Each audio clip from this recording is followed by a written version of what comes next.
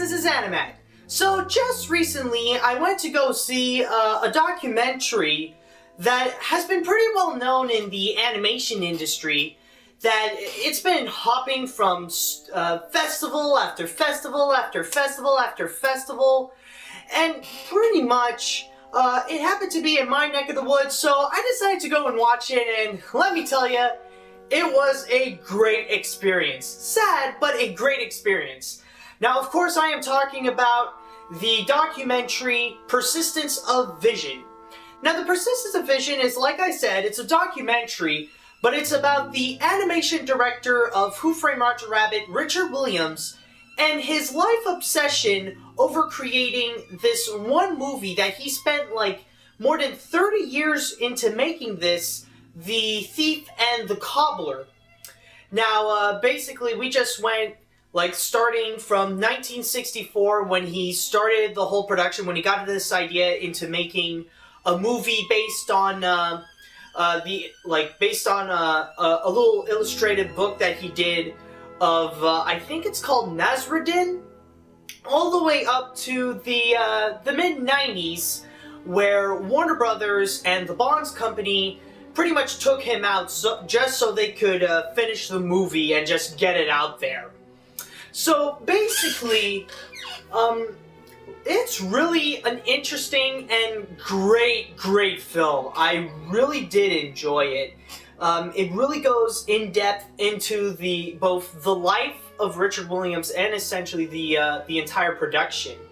We get to learn a lot about Richard Williams, like what he has done in the past, how he began into making animation, and pretty much how he got this idea and he became so obsessed into making this, like, pretty much his masterpiece. In a sense that every artist essentially has his masterpiece. When they've mastered a craft, they essentially make their masterpiece, like the best work that they'll always remember for years to come. Like, what Mona Lisa is to Leonardo da Vinci, what is Michelangelo is to David, or maybe that's the other way around.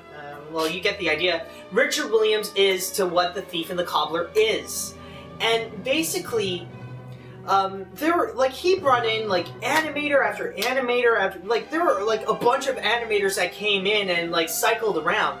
And two of the most famous animators he managed to get was, the first one is Ken Harris, where, he's, like, known to be a legendary animator who worked on the Looney Tunes cartoons, like, Pepe Le Pew and the Wile E. Coyote and the Roadrunner. And also the second one that he brought in was Art Babbitt. Art Babbitt, he is a master craftsman when it comes to animation. He did the dancing mushrooms in Fantasia, and he did the Evil Queen from Snow White. So these two legendary artists, they saw what Richard Williams has, and they believe that, like, he's pretty much the man who's going to save animation. So they stayed by his side. They helped him lecture his other animators into, like, the basics of mastering animation, and, like, also working on this movie as well.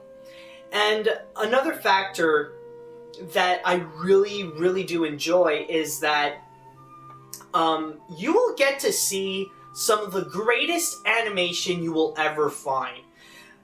Basically, these are animated bits by Richard Williams that he made for the movie. It's just, I don't know how to describe it. It's some of the best work you will ever see. It is amazing. How he plays with, how he would play with optical illusions, or with the perspectives, and this is the kind of animation where you have to see it to believe it. Trust me. It's like, it blows Disney or Don Bluth or any other animator away with this piece of animation.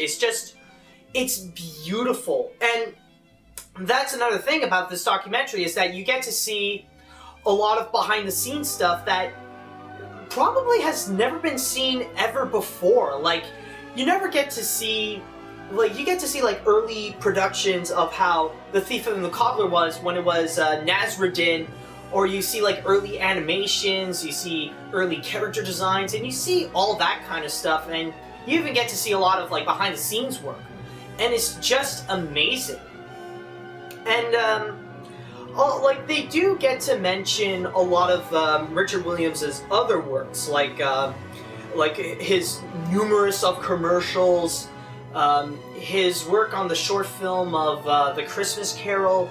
They even went on to mention Who Framed Roger Rabbit, because that's essentially an important part of his life.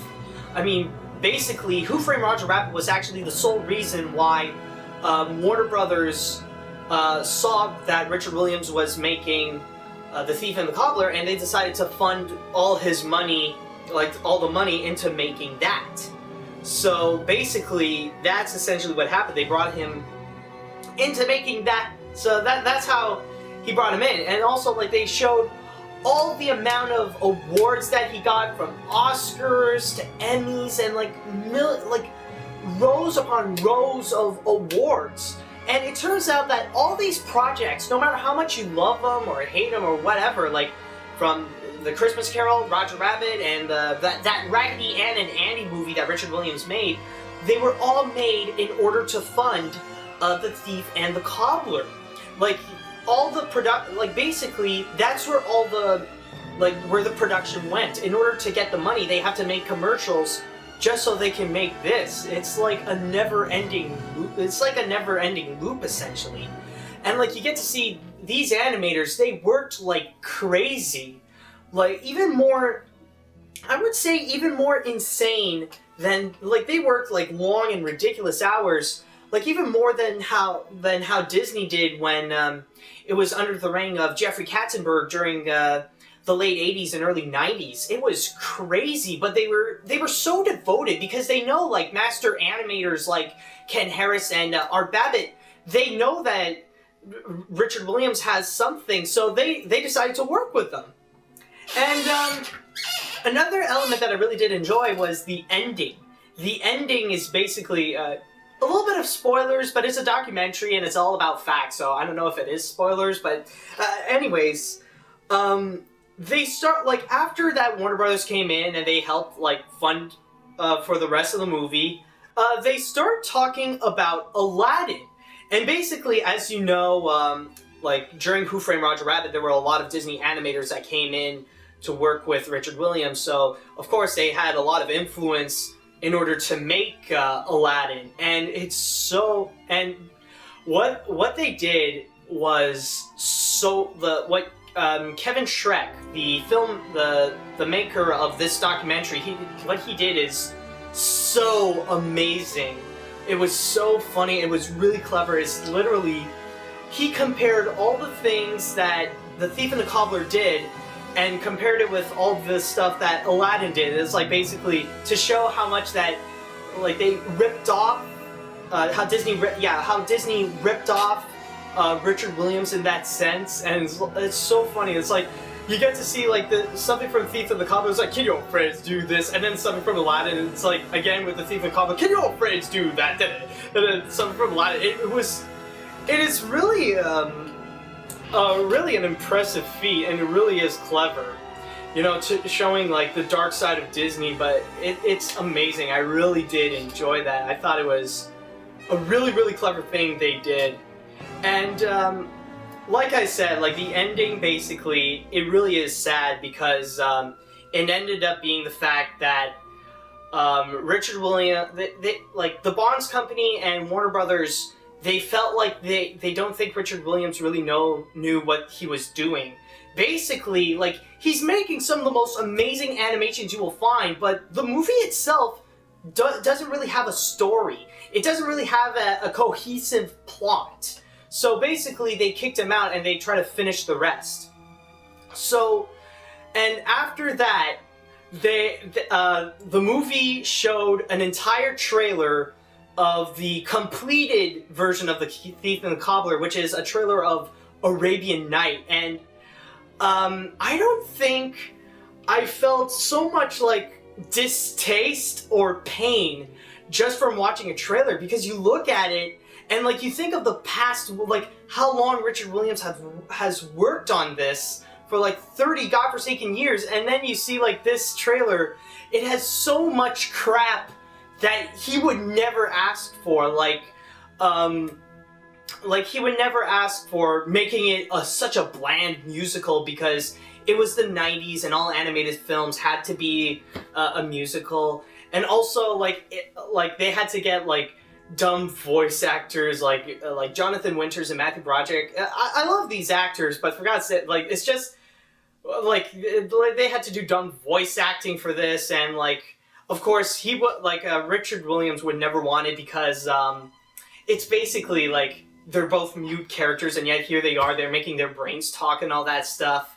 And, you feel like it's one of the most painful, it actually is one of the most painful things to watch in this movie is actually the trailer for Arabian Night. And afterwards, they pretty much talk about how the movie is afterwards, how it ended up being such a major flop, and something that nobody it's not even a film worth remembering.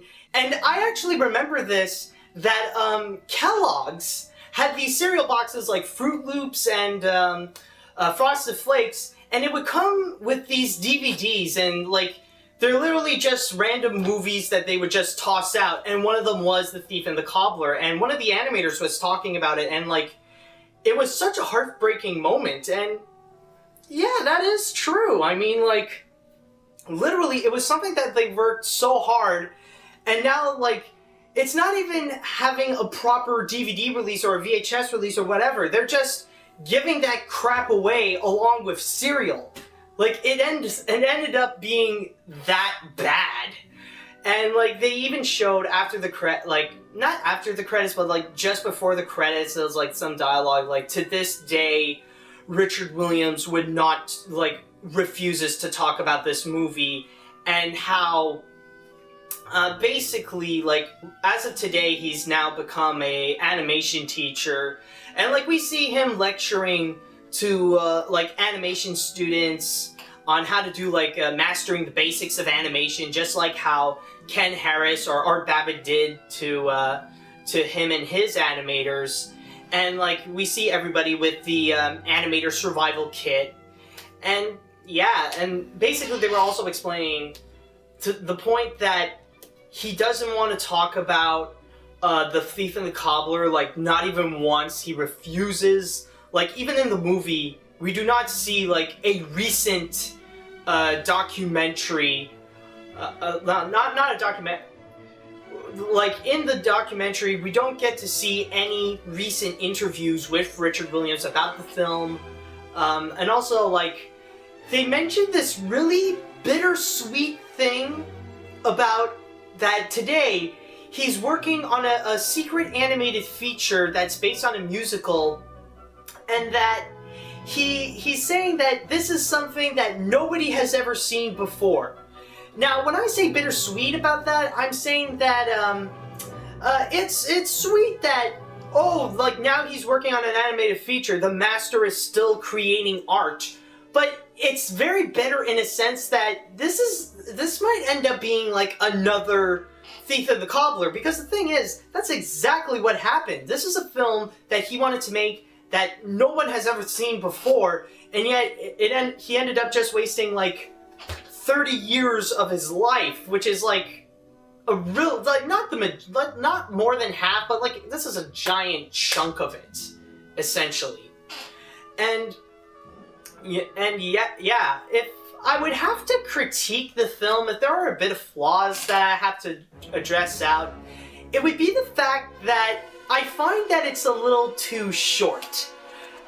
This movie is actually 80 minutes long, and I would have loved it if they would go into more in-depth with some of the things like how they ended up creating some of the characters that actually ended up in the movie. If they ended up showing more Vincent Price character Zigzag, or more info on the thief, or something more parts about the production, more facts about the production, or even more facts afterwards. I would have loved to see that, like, if they would have talked a bit about how Roy E. Disney and, like, Walt Disney Animation Studios, how they wanted to make a director's cut of The Thief and the Cobbler, but it ended up not happening at all, and how one filmmaker who is such a devoted fan to Richard Williams ended up creating the recobbled cut, which to this day, even though there are some parts that look like unfinished animation or anything like that, turned out is pretty much, as of today, the closest interpretation of Richard Williams' vision of The Thief and the Cobbler. So basically, that's the whole. That's basically my small complaint. It's not a big complaint. It's just I wish it could have been a bit longer. Like if it were like 90 minutes or like 100 minutes or even 2 hours, that would have been awesome. It's just that I feel like it's a bit not as proportionate. Like I feel like they talked a lot more about Richard Williams than the production itself. And since the movie is about both, like I would have liked it if there's like equal balance about both of these facts, but that's just a minor complaint.